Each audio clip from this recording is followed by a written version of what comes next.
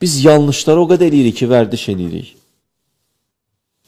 Bir pillədə önə gedim, biz yanlışları o qədər eləyirik ki, get-gedə xarakterimizə, xasiyyətimizə çevrilir.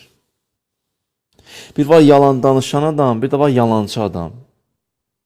Artıq yalançılıq bunun xasiyyətinə çevrilib, xarakterinə çevrilib. Yalan danışanla indi hərdən yalan danışır. Yalancının belə deyək də xarakteri yalan olan fərqi nədir?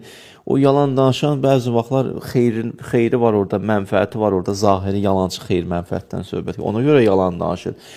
Yalancı insanda artıq ki, xarakterinə çevrilib, bu oldu, dəxilsiz yalan danışır. Xeyir yox diyor, dili yalan danışır. Bu şüşürsən, bu vücudu, bu belədir, yəni bu yalan danışır, ürəyi partlayar bunu. Fayda yoxdur, amma yalan danışır. Bu xarakterinə çevrilir bu. Bu da ruha yatdır. Ruh yalan bilirdi, fitrət yalan bilirdi.